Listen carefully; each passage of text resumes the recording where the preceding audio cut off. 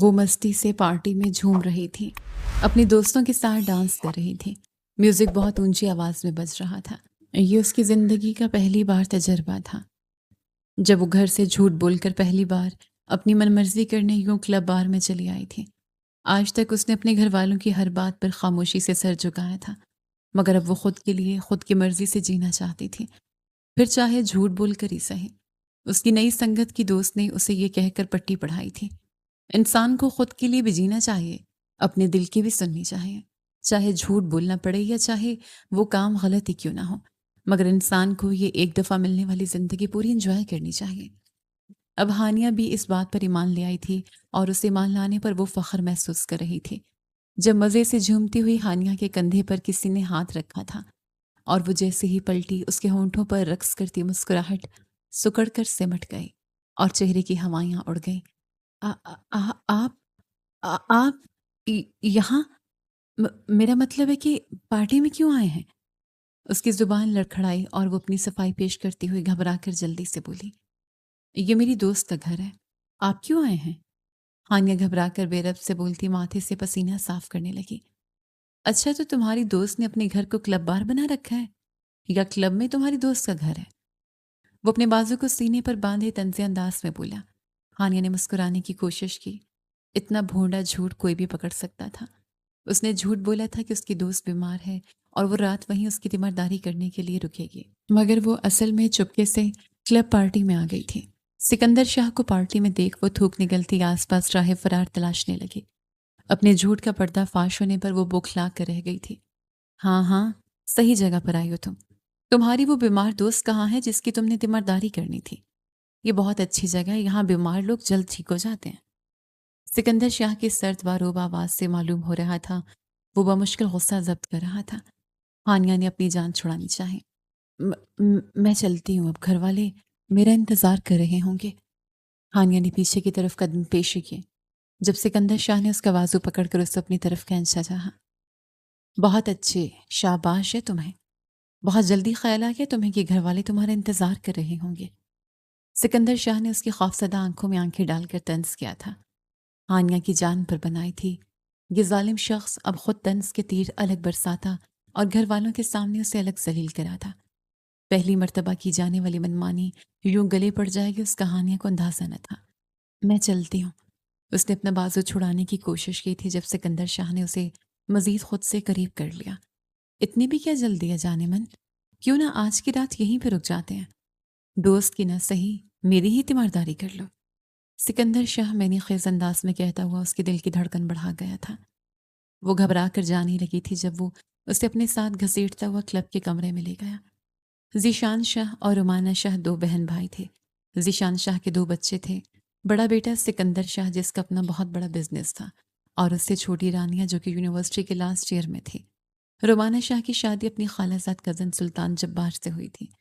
ان کی ایک ہی اولاد تھی، ہانیہ جبار، جس کا نکاح پچھلے ماہ انہوں نے اپنے بھتیجے سکندر شاہ سے کر دیا تھا، کیونکہ ہانیہ کی تائی اس کا رشتہ اپنے بیٹے وقاص کے لیے لینا چاہ رہی تھی۔ اس بات کا اندازہ جیسے ہی رومانہ شاہ کو ہوا، انہوں نے اپنے بھائی کو ہاں کہہ دی جو ہانیہ کو اپنی بہو بنانا چاہتا تھا، کیونکہ رومانہ شاہ کی جٹھانی یعنی ہانیہ کی تائی ایک تیز مزاج کی عورت تھی۔ انہوں نے اپنی بڑی بہو کو بھی کافی تنگ کر رکھا تھا، اس لیے رومانہ شاہ نے ان کے مقابلے میں اپنی بھابھی آمنہ کی عادت مزاج کو بہت اچھا پایا، اور اپنی اکلوتی بیٹی کے لیے انہیں آمنہ بھابھی کا گھر آنا زیادہ پسند آیا تھا۔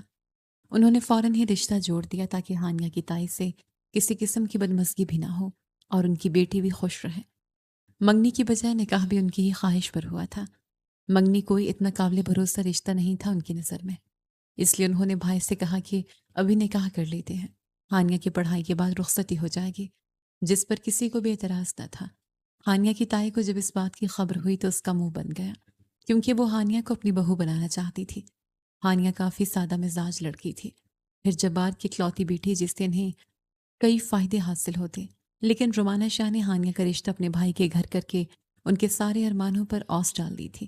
ان کا منہ بری طرح بنا ہوا تھا اور وہ ہانیہ کے نکاح پر بھی نہیں آئی تھی، لیکن رومانہ شاہ کو کوئی پرواہ نہ تھی، ان کا منہ خود ہی کچھ وقت کے بعد ٹھیک ہو جانا تھا، لیکن وہ ان کی ذرا سی ناراضگی کے لیے اپنی بیٹی کا پورا مستقبل داؤ پر نہیں لگا سکتی تھی، اور ویسے بھی ان کے بھائی کی فیملی ہانیہ کی کافی قدر کرتی تھی۔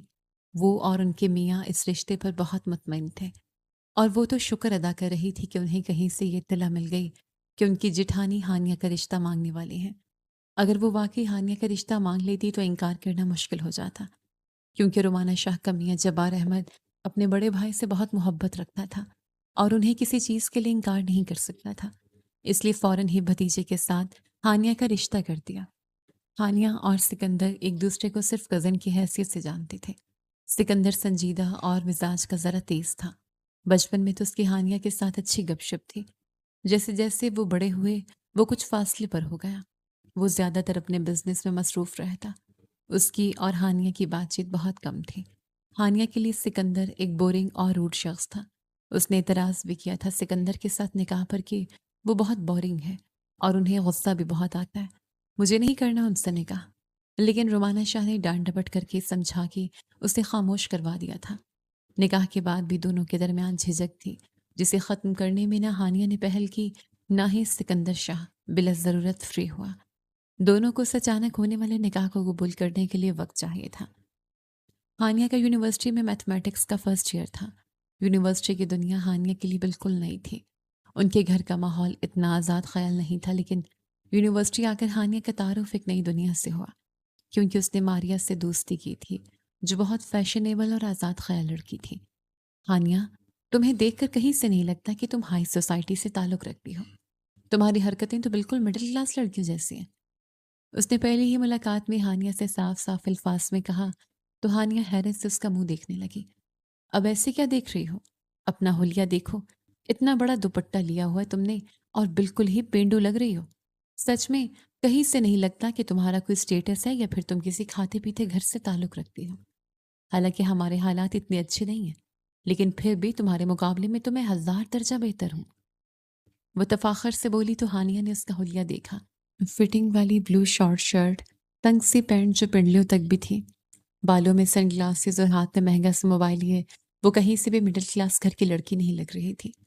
ہانیہ نے اسے رشک سے دیکھا تھا۔ اتنا پریشان کیوں ہو گئی ہو؟ مجھ سے دوستی کی ہے نا تم نے؟ میں تمہیں خود سیٹ کر دوں گی۔ ہانیہ کی آنکھوں میں ستائش دیکھتے ہوئے وہ تفاخر سے بولی اور ہانیہ کو اپنے ساتھ گھسیٹ کر کینٹین کی طرف چل دی۔ ماریا کی سنگت کا ہانیہ پر بہت اثر پڑا تھا۔ پہلے وہ جو دوپٹہ اوڑھ کر رہتی تھی، اب گلے میں بھی دوپٹہ ڈالنا بھولنے لگی تھی۔ پہلے جو وہ گھر میں شوقیہ جینز پہنا کرتی تھی، اب وہ ٹائٹ جینز اور شارٹ شرٹ پہننے لگی تھی، حالانکہ وہ پہلے جینز کے ساتھ کرتا یا لانگ شرٹ پہنتی تھی۔ ان کے ہاں اس طرح کے لباس کو اچھا نہیں سمجھتے تھے۔ یہ کیا پہنے تم نے؟ سکندر شاہ پھپھو کی طبیعت خراب ہونے پر گھر آیا تو ہانیہ مزے سے صوفے پر لیٹی موبائل سکرول کر رہی تھی۔ سکندر شاہ کے ہونٹوں پر اسے دیکھ کے مسکراہٹ آئی، لیکن اگلے ہی پل اس کے حلیے پر نظر پڑی تو وہ بری طرح چونکا۔ وہ فٹ جینز اور شرٹ میں لاپرواہی سے صوفے پر لیٹی پوری طرح سے موبائل میں گم تھی۔ ایک پل کو تو وہ بری طرح حیران ہوا، کیونکہ اس طرح کے ڈریس ہانیہ نہیں پہنتی تھی۔ وہ کرتی کے ساتھ جینز پہنتی تھی، تب بھی اس کے پاس دوپٹہ ہوتا تھا اور اس کرتے میں اتنی فٹنگ بھی نہیں ہوتی تھی۔ سکندر شاہ پل میں اپنے سے باہر ہوتا، تیزی سے اس کی طرف بڑھا اور ان کے ہاتھ سے موبائل چھینا۔ کیا بدتمیزی ہے؟ کون؟ ہانیہ کے منہ سے بے اختیار نکلا اور نظر جب سکندر پر پڑی تو وہ حیران رہ گئے۔ سکندر نے اس کی کلائی کو زور سے دبوچا اور اسے تیزی سے اس کے کمرے میں لے کر آیا۔ کیا حلیہ بنا رکھا ہے تم نے؟ ہانیہ ایک پل کو گھبرائے، پھر بولی، کیا ہوا ہے میرے حلیے کو؟ ٹھیک ہی تو ہے۔ تمہیں یہ ماڈل والے کپڑے ٹھیک لگ رہے ہیں؟ وہ حیران سا بولا۔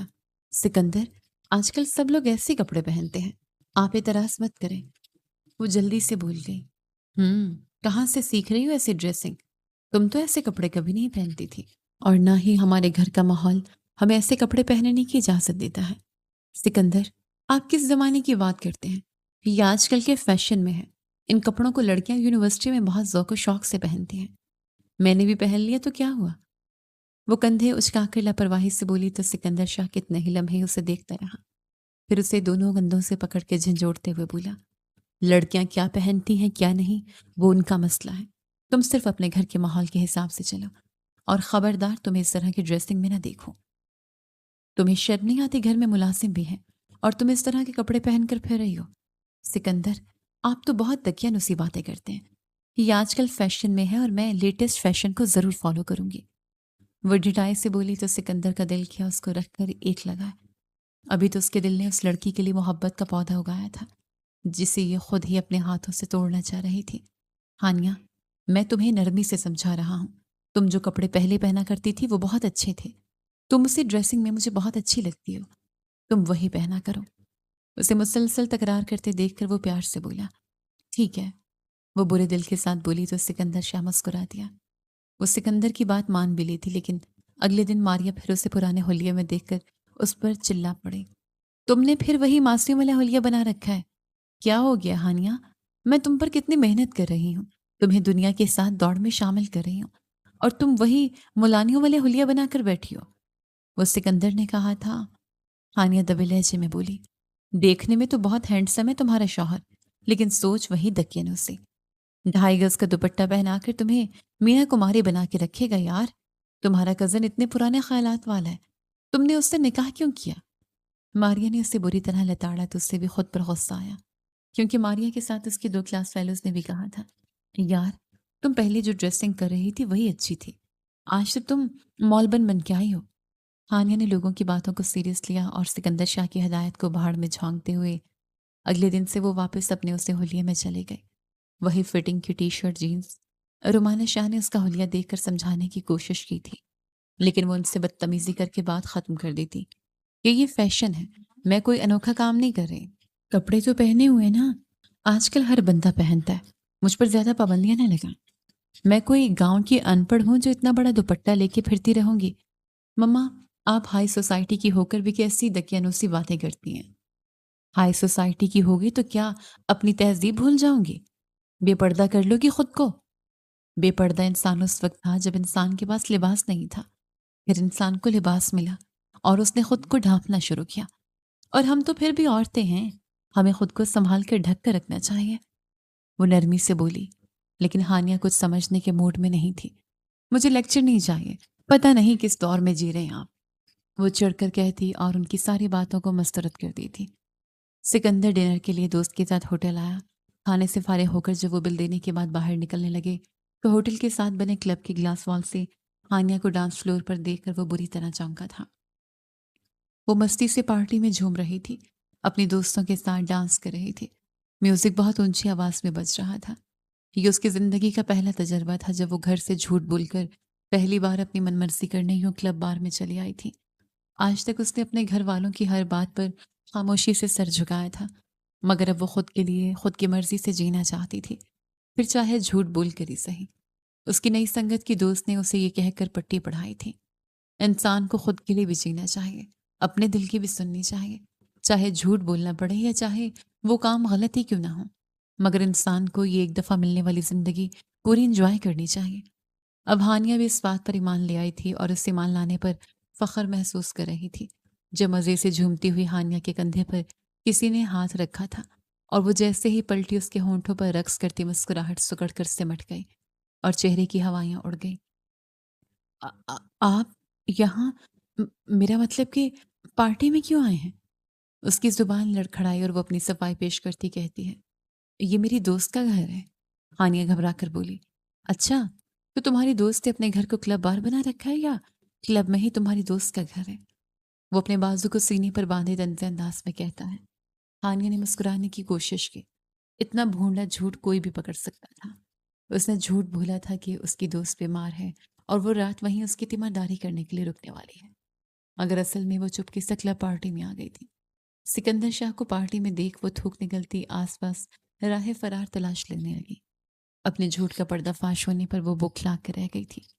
ہاں ہاں، صحیح جگہ پر آئی ہو تم۔ تمہاری وہ بیمار دوست کہاں ہے جس کی تم نے تیمارداری کرنی تھی؟ یہ بہت اچھی جگہ ہے، یہاں بیمار لوگ جلد ٹھیک ہو جاتے ہیں۔ سکندر شاہ کی سرد باروب آواز سے معلوم ہو رہا تھا وہ بمشکل غصہ ضبط کر رہا تھا۔ ہانیہ نے اپنی جان چھڑانی چاہی۔ میں چلتی ہوں، اب گھر والے میرا انتظار کر رہے ہوں گے۔ ہانیہ نے پیچھے کی طرف قدم پیشی کی جب سکندر شاہ نے اس کا بازو پکڑ کر اسے اپنی طرف کھینچا تھا۔ بہت اچھے، شاباش ہے تمہیں، بہت جلدی خیال آ گیا تمہیں کہ گھر والے تمہارا انتظار کرتے ہوں گے۔ سکندر شاہ نے اس کی خوفزدہ آنکھوں میں آنکھیں ڈال کر طنز کیا تھا۔ ہانیہ کی جان پر بنائی تھی، یہ ظالم شخص اب خود طنز کے تیر الگ برسا تھا اور گھر والوں کے سامنے الگ ذلیل کرا تھا۔ पहली मर्तबा की जाने वाली मनमर्जी उसके गले पड़ जाएगी, उस कहानियां को अंदाजा न था। मैं चलती हूँ। उसने अपना बाजू छुड़ाने की कोशिश की थी जब सिकंदर शाह ने उसे मजीद खुद से करीब किया। इतनी भी क्या जल्दी है जाने मन? क्यों ना आज की रात यहीं पे रुक जाते हैं? दोस्त की ना सही, मेरी ही तीमारदारी कर लो। सिकंदर शाह मैंने खेज अंदाज में कहता हुआ उसके दिल की धड़कन बढ़ा गया था। वो घबराकर जाने ही लगी थी जब वो उसे अपने साथ घसीटता हुआ क्लब के कमरे में ले गया और डोर लॉक करके उसकी कमर में हाथ डालकर अपने करीब करते हुए दृष्टि से बोला, बताओ बेगम, कैसे तीमारदारी करना चाहोगी?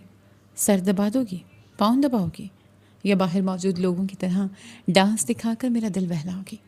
वो सख्ती से बोला, सिकंदर छोड़े मुझे, क्या कर रहे हैं?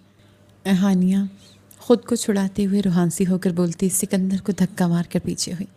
वही कर रहा हूँ जो तुम्हें पसंद है, चलो शुरू हो जाओ। वो आराम से सोफे पर बैठकर खुद पर जब्त करते हुए बोला, क्या?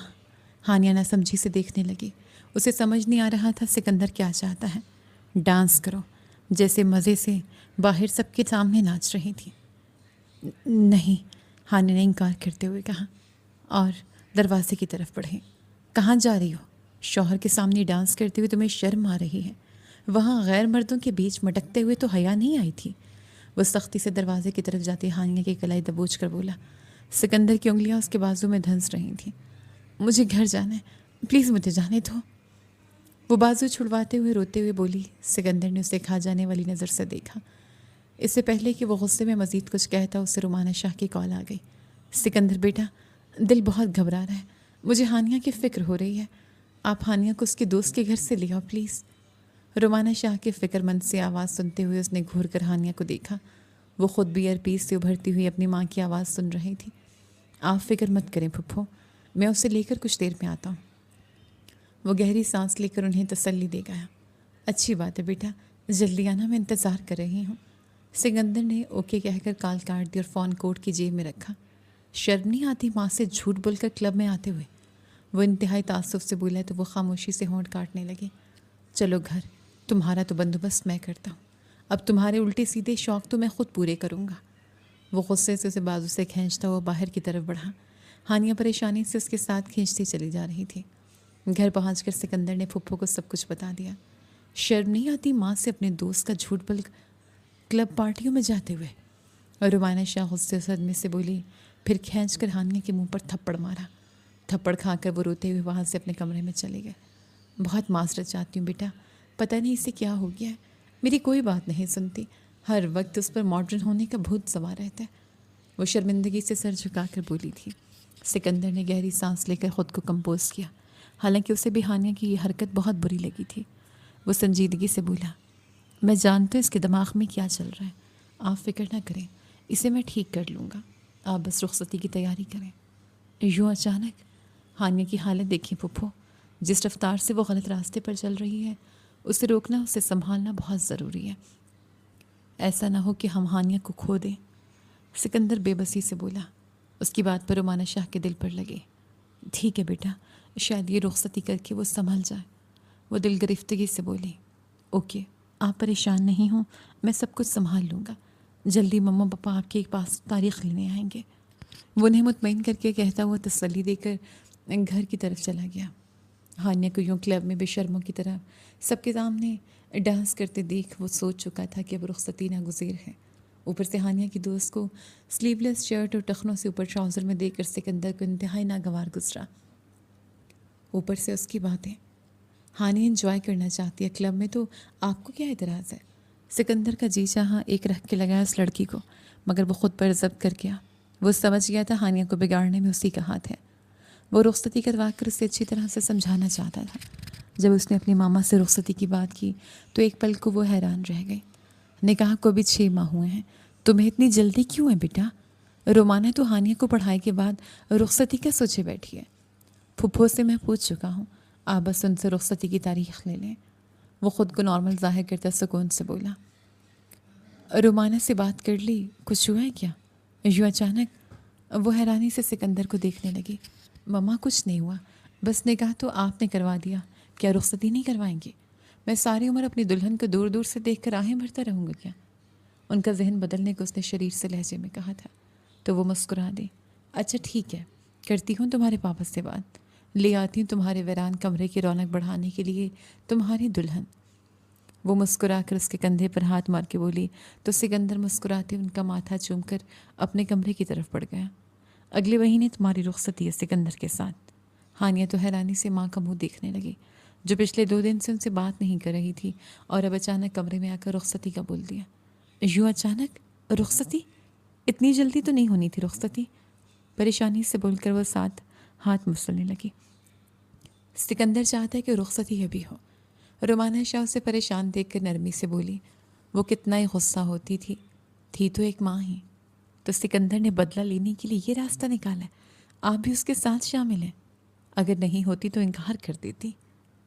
ہانیہ درشتی سے بولی، وہ اچانک رخصتی کے لیے تیار نہیں تھی۔ بکواس مت کرو، ہم تمہارا بھلا سوچ رہے ہیں۔ کوئی بھلا نہیں سوچ رہے آپ دونوں ہمارا، آپ لوگ بس مجھے قید کرنا چاہتے ہیں۔ آپ لوگ جلتے ہیں میری مرضی اور خوشی سے، کیونکہ آپ لوگ مجھے کسی چڑیا کی طرح ایک پنجرے میں قید کرنا چاہتے ہیں، اور چاہتے ہیں کہ میں وہی کروں جو آپ لوگ کہیں، لیکن ایسا کبھی نہیں ہوگا۔ مجھے یہ رخصتی کسی صورت نہیں کرنی ہے، میری طرف سے صاف انکار ہے۔ وہ آپے سے باہر ہو کر بری طرح سے چلانے لگی۔ کوئی فائدہ نہیں ہے تمہارے اس شور شرابے کا، اگلے مہینے تمہاری رخصتی ہے، چپ چاپ رخصت ہو کر اپنے گھر جاؤ، فضول بکواس اور سوچوں کو چھوڑ کر اپنا گھر بسانے کی طرف توجہ دو۔ رومانہ شاہ اس کی تمام باتوں کو نظر انداز کرتی درشتی سے کہہ کر اپنے کمرے میں چلی گئی۔ ہانیہ پریشانی سے سر پکڑ کر بیٹھ گئی۔ سکندر بہت ناراض ہے، لیکن یوں اچانک رخصتی لے لے گا یہ تو اس نے سوچا ہی نہیں تھا۔ اب وہ پریشانی سے سر پکڑے بیٹھی تھی کہ اس رخصتی کو کیسے ڈالے۔ ہانیہ نے بہت انکار کیا، بہت ہاتھ پاؤں مارے، لیکن اس کی ایک نہ چلی، اور وہ سکندر کے ساتھ رخصت ہو کر اس کے کمرے میں آ گئی۔ جیسے ہی اس کی مامی اور رانیہ اسے کمرے میں چھوڑ کے گئیں، وہ غصے میں اٹھی اور اپنے سر سے دوپٹہ نوچ کر نیچے پھینک دیا اور چوڑیاں اتار کے نیچے پھینکنے لگی۔ کیا سوچا سکندر نے زبردستی رخصت کروا کے لے آئیں گے تو آپ کی ہر بات مان لوں گی؟ پاگل سمجھا ہوا ہے؟ انسان ہوں میں بھی، میری بھی مرضی، خواہش، شوق ہے۔ ذرا سی اپنی مرضی کیا کر لی آپ نے، اور ماما نے تو مجھے قید کرنے کا سوچ لیا۔ وہ غصے سے خود ہی بڑبڑاتی ہوئی نوچ نوچ کر اپنی جولری پھینک رہی تھی۔ جب سکندر کمرے میں آیا، اس کا دوپٹہ زمین پر پڑا ہوا تھا، کہیں سینڈل پڑے تھے تو کہیں جولری بکھری پڑی تھی۔ اسے اندازہ تھا ہانیہ غصے میں ہوگی، اس حد تک غصہ ہوگی یہ اس نے نہیں سوچا تھا۔ وہ ڈور لاک کر کے فوراً ہانیہ کی طرف آیا، جو بیڈ کے قریب کھڑی اسے دیکھتے ہوئے گھبرا رہی تھی۔ یہ کیا حرکت ہے؟ اس نے زمین پر پڑی جولری اور دوپٹے کی طرف اشارہ کیا۔ یہ بدتمیزی نہیں سکندر صاحب، یہ اس بات کا جواب ہے کہ آپ مجھے زبردستی لائے ہیں۔ مجھے ابھی رخصتی نہیں کرنی تھی، پھر آپ نے یہ سب اتنی جلدی کیوں کیا؟ وہ اپنے خوف کو دباتے غصے سے بولی۔ تو کیا گرنے دیتا تمہیں اندھے کنویں میں؟ اپنی حد کراس کر کے کلبوں میں دنیا کے سامنے ناچنے کے لیے کھلا چھوڑ دیتا؟ بولو۔ وہ دبے لہجے میں غرایا تو ہانیہ ایک دم خاموش ہو گئے، پھر کچھ سوچ کر بولی، اس میں کوئی برائی نہیں ہے، ماڈرن دور ہے، یہ سب تو عام سی بات ہے۔ آپ کیوں 1990 کے بن رہے ہیں؟ تمہیں یہ سب غلط نہیں لگتا؟ ہمارے مذہب نے عورت کو خود کو چھپانے کا حکم دیا، یہ نہیں کہا خود کو نمایاں کرو تاکہ ہر بندہ آپ کے اوپر گندی نظر ڈالے۔ جس طرح گوشت کو کھلا چھوڑ دیا جائے تو اس کے اوپر مکھیاں آتی ہیں، اگر عورت برہنہ ہو تو اس کے اوپر بہت مرد منہ مارتے ہیں۔ سکندر نے رسانیت سے اسے سمجھاتے ہوئے کہا، آپ مجھ سے فالتو کی باتیں مت کریں، لوگ ایسا کچھ نہیں کرتے۔ میں اکیلی نہیں ہوں، شہر میں اور بھی بہت سی لڑکیاں ہیں جو اپنی مرضی اپنے شوق سے کلب جاتی ہیں، اپنی مرضی سے زندگی گزارتی ہیں۔ پتہ نہیں آپ لوگ میرے پیچھے کیوں پڑ گئے ہیں؟ نہیں چاہیے مجھے یہ پابندیاں۔ وہ بنا سوچے سمجھے ماریہ کی بولی کی زبان دہرانے لگی، جس نے اسے سمجھایا تھا کہ وہ بے شک زبردستی رخصتی لے لیں، لیکن تم آج کل کی لڑکی ہو، آزاد ہو، اپنے حقوق پہچانتی ہو۔ اگر تمہارے گھر والے تمہیں آزادی سے جینے نہ دیں تو تم بھی بتا دینا کہ تم 1990 کی لڑکی نہیں ہو۔ تمہیں اپنے حق کا پتہ ہے، اپنے حق کے لیے لڑنا جانتی ہو، تم اپنی مرضی سے زندگی گزارنا چاہتی ہو، کوئی تمہیں نہیں روک سکتا۔ ہانیہ نے ماریہ کا کہا ہوا لفظ لفظ سکندر کو سنا دیا۔ تمہارے دماغ سے یہ فضول خرافات تو میں نکالوں گا، پہلی فرصت میں اس واہیات لڑکی سے دوستی ختم کرو جس نے تمہارا دماغ خراب کیا ہے۔ میں چینج کرنے جا رہا ہوں، جب واپس آؤں تو پورے کمرے کی حالت درست ہو، ورنہ تمہیں سزا ملے گی۔ وہ سختی سے کہہ کر الماری سے کرتا شلوار لے کر باتھ روم کی طرف بڑھ گیا۔ ہانیہ نے ایک پل کو اس کی بات سوچی اور پھر بولی، میں نہیں کروں گی کمرہ سیٹ۔ باتھ روم میں گھستے سکندر نے ضبط سے اس کی بات سنی اور چینج کرنے چلا گیا۔ جب وہ واپس آیا تو ہانیہ آرام سے بیڈ پر بیٹھی تھی اور پورا کمرہ ویسے ہی بکھرا ہوا تھا۔ وہ غصے میں ہانیہ کی طرف بڑھا اور اچانک اسے تھام کر اس کے چہرے پر جھک گیا۔ ہانیہ اس کے سینے پر ہاتھ رکھ کر اسے خود سے دور کرنے کی کوشش کر رہی تھی، لیکن جب وہ 1 منٹ پیچھے ہوا تو ہانیہ کا سانس بری طرح پھول چکا تھا۔ اگلے 2 منٹ میں اگر یہ کمرہ سیٹ نہ ہوا تو اس سے زیادہ برا سلوک کروں گا۔ اب تم سوچ لو، اگر تمہیں سزا بار بار چاہیے تو بے شک کمرہ سیٹ نہ کرو۔ سکندر نے اس کے سرخ رنگت اور اڑے ہوئے حواس دے کر مزے سے کہا اور آرام سے جا کر بیڈ پر پڑی اس کی جولری سائڈ کرتا کونے پہ لیٹ گیا۔ ہانیہ نے گھبراتے ہوئے بیڈ پر سے اپنی جولری سمیٹنا شروع کی اور اس کے بعد زمین سے بکھری چیزیں سمیٹنے لگی۔ سکندر اسے دیکھ کر گہرا مسکرایا اور آرام سے سینے پر ہاتھ باندھے اس کی پھرتیاں دیکھنے لگا، جو کچھ دیر پہلے تک کچھ نہ سمیٹنے کے موڈ میں تھی اور اب پھرکی کی طرح پورا کمرہ سیٹ کر رہی تھی۔ ہر چیز اپنی جگہ پر رکھ کر وہ کھڑی ہو گئی، پھر کچھ سوچ کر الماری سے اپنے کپڑے لے کر باتھ روم میں بند ہو گئی اور واپس آ کر صوفے پر لیٹنے لگی۔ سکندر نے غصے سے کہا، زیادہ ڈرامہ کرنے کی ضرورت نہیں ہے، چپ چاپ یہاں بیڈ پر آ کر سو جاؤ، میں تمہیں کھانے جاؤں گا، اور یاد رکھنا اگر دوبارہ میری بات نہیں مانی تو پھر سے سزا ملے گی۔ بہت برے ہیں آپ، اور بہت ظالم بھی۔ ہانی اپنی گال پر ہاتھ رکھ کر بولی، جہاں ہلکا ہلکا سا درد و جلن ہو رہی تھی، پھر بیڈ پر آئی اور ایک کنارے سے لگ کر لیٹ گئی۔ سکندر نے مطمئن ہو کر دوسری طرف کروٹ لیا اور سونے کے لیے آنکھیں بند کر لی۔ ہانیہ ابھی تک سکندر کی گئی حرکت پر شوق تھی۔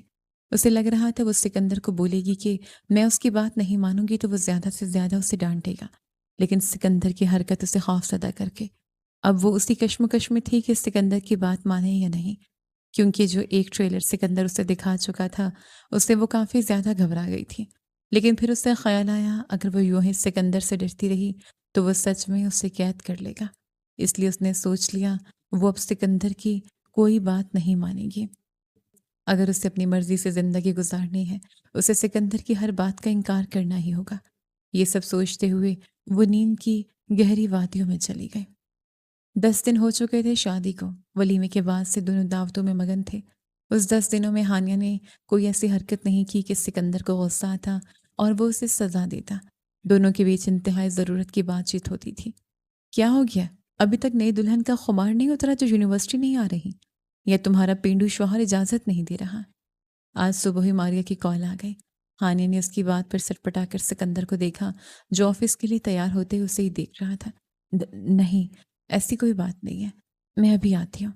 ہانیہ نے جلدی سے کہہ کر کال کٹ کی اور شوز پہنتے ہوئے سکندر سے بولی، کافی دن ہو گئے مجھے چھٹی کرتے، آج میں یوں نہیں جا رہی ہوں۔ سکندر کو اندازہ تھا یہ اسی بیہودہ دوست کی کال ہوگی، اس لیے وہ دو ٹوک انداز میں بولا، ابھی رہنے دو یونیورسٹی کو، گھر میں نوٹس منگوا کر پڑھ لو۔ پر کیوں؟ ہانیہ چٹخ کر بولی۔ اسے یہ پابندی اچھی نہیں لگی، کیونکہ جب تک تمہارا دماغ ٹھکانے نہیں آتا تم یونیورسٹی نہیں جاؤ گی۔ سکندر، آپ میرے ساتھ خاموشی سے گھر بیٹھ کے پڑھو۔ سکندر اس کی بات کاٹ کر سختی سے کہتا لیپ ٹاپ لے کر باہر نکل گیا۔ پیچھے وہ غصے میں بل کھاتی رہ گئی۔ تمہیں تو ایسا مزہ چکھاؤں گی سکندر شاہ، تم بھی یاد رکھو گے۔ ہانیہ کچھ سوچ کر مسکراتے ہوئے بولی، بیٹا یہ کیا پہنا ہے؟ وہ شام کو تیار ہو کر جب کمرے سے نکلی تو آمنہ بیگم حیرت سے بولی۔ ان کی بات پر رانیہ نے بھی سر اٹھا کر ہانیہ کو دیکھا اور آنکھیں حیرت سے پھیلائیں، پھر اچانک بولی، ہانیہ یہ تم نے کس قسم کے کپڑے پہنے ہیں؟ کیا ہو گیا رانی آپی، ٹھیک تو ہیں؟ آج کل کے فیشن کے مطابق ہے، آپ اتنا حیران کیوں ہو رہی ہیں؟ ہانیہ لاپرواہی سے کہتے ہوئے آ کر ان کے ساتھ لاؤنج میں بیٹھ گئی۔ آمنہ بیگم کو سمجھ نہیں آ رہا تھا کہ وہ انہیں کیسے سمجھا۔ بیٹا ٹھیک ہی ہوں گے فیشن کے مطابق، لیکن ہمارے ہاں اس طرح کے کپڑے نہیں پہنے جاتے۔ ابھی انہوں نے اتنا ہی کہا تھا کہ سکندر نے لاؤنج میں داخل ہوتے ہی ماں کی بات سن کر ہانیہ کی طرف دیکھا اور اگلے پل اس کی آنکھوں میں انتہائی غصہ بھر گیا، کیونکہ ہانیہ نے بلیک نیٹ کی شرٹ اور پلازو پہنا ہوا تھا جن میں آستین نام کی کوئی چیز نہیں تھی۔ ہانیہ کے پیچھے ہی ذیشان شاہ اندر داخل ہوئے اور انہوں نے ایک ناگوار سی نظر ہانیہ پر ڈالی، پھر خاموشی سے اپنے کمرے کی طرف بڑھ گئے۔ آمنہ بیگم بھی ان کی نظر دیکھ کر شرمندہ سی ہو گئی۔ سکندر نے باپ کو یوں ناگواری سے ہانیہ کی طرف دیکھتے ہوئے پایا تو غصے سے آگے بڑھا، لیپ ٹاپ ٹیبل پر رکھا، ہانیہ کا بازو کھینچ کر کمرے میں لے گئے۔ یہ کیا بدتمیزی ہے؟ کمرے کا دروازہ بند کر کے اس نے ہانیہ کی طرف مڑتے ہوئے پوچھا۔ کون سی بدتمیزی؟ میں نے کوئی بدتمیزی نہیں کی۔ ہانیہ اندر سے خوف زدہ تھی لیکن پھر بھی خود پر قابو پا کر بولی، یہ جو کپڑے تم نے پہنے ہوئے ہیں اس کے بعد بھی لگتا ہے کہ تم نے ایسی کوئی حرکت نہیں کی؟ اس نے ہانیہ کے برہنہ بازو پر سختی سے ہاتھ پھیرتے ہوئے کہا تو ہانیہ گھبرا کر پیچھے ہوئی۔ اتارو کپڑے۔ جی؟ ہانیہ نے آنکھیں پھیلا کر کہا۔ اتارو نا، تمہیں بہت شوق ہے نا جسم دکھانے کا، تو دکھاؤ مجھے۔ وہ زور سے دھاڑا۔ نہیں، ایسی تو کوئی بات نہیں، ہانیہ نے گھبرا کر اپنے سینے پر بازو لپیٹتے ہوئے کہا۔ میں نہیں چاہتا کہ کوئی ایسی حرکت کروں جو تمہارے لیے تکلیف کا باعث بنے، لیکن تم جان بوجھ کر مجھے اکساتی ہو۔ میں نے اس دن کہا تھا نا کوئی ایسی ویسی حرکت کی تو تمہیں سزا ملے گی، لیکن تم نے میری بات نہیں مانی۔ وہ غصے سے ہانیہ کے قریب گیا، سختی سے اس کی کمر کو دونوں بازو میں جکڑا۔ چھوڑیں، میں ابھی چینج۔ آہا، اب تو وقت گزر گیا، سزا کے لیے تیار ہو جاؤ۔ نہیں، سوری، ہانیہ نے کہنا چاہا لیکن اس کی آواز کہیں گم ہو گئی، کیونکہ سکندر اس کے چہرے پر جھک چکا تھا۔ اس کے انداز میں اتنی شدت تھی کہ ہانیہ کو اپنا سانس بند ہوتا محسوس ہو رہا تھا۔ پلیز چھوڑے، میں چینج کرتی ہوں۔ وہ مسلسل بولتی اسے ہٹانے کی کوشش کر رہی تھی۔ سکندر اپنی منمانی کر کے ہٹا تو ہانیہ کے گال سرخ ہو چکے تھے۔ ہانیہ اس کے دور ہوتے ہی بھاگ کر چینج کرنے چلی گئی۔ واپس آئی تو سکندر نے اس کے ہاتھ سے سوٹ لے کر ٹکڑے کیے۔ اگلی بار ایسی حرکت کی تو سزا اس سے کہیں زیادہ ملے گی۔ ہانیہ نے گھبرا کر جلن ہوتی گال پر ہاتھ پھیرتے ہوئے فوراً اس بات میں سر ہلایا۔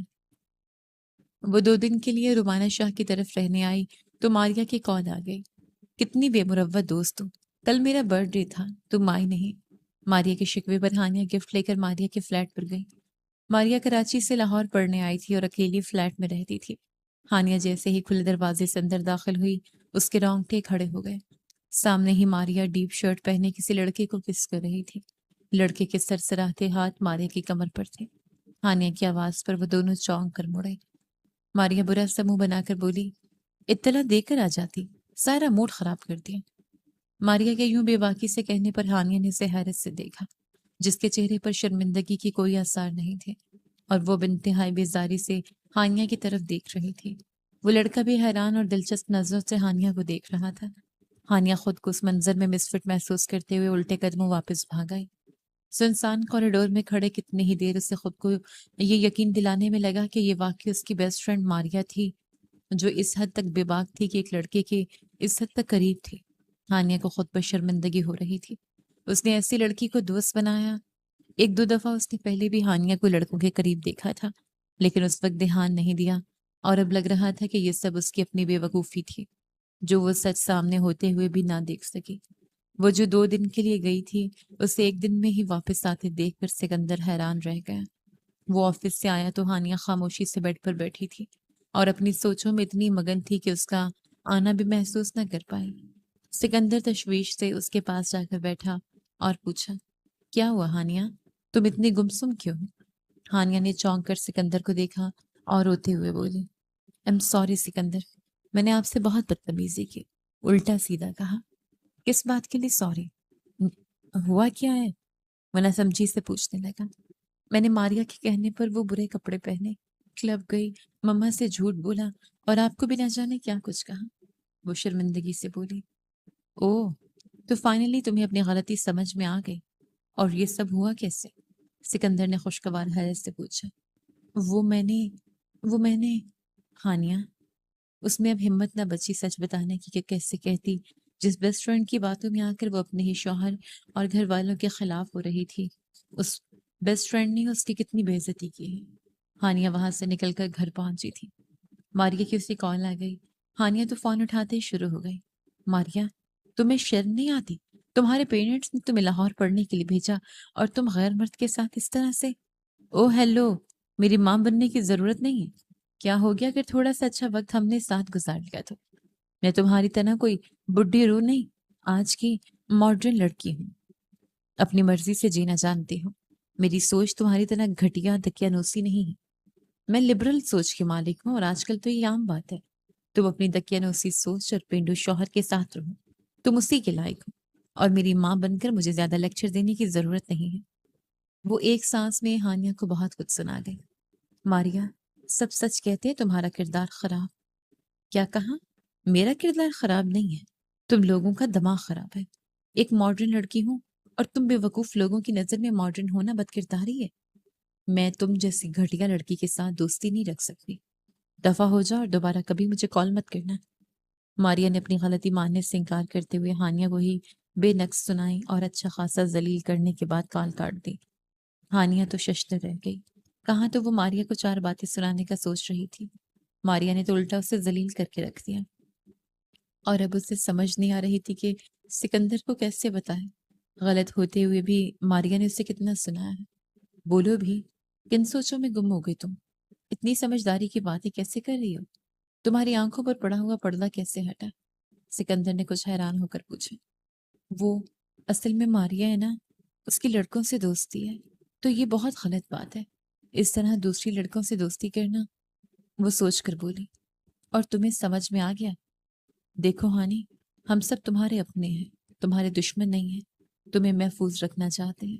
تم قیمتی ہو، اتنی عام چیز نہیں ہو کہ ہر بندے کی پہنچ میں ہو۔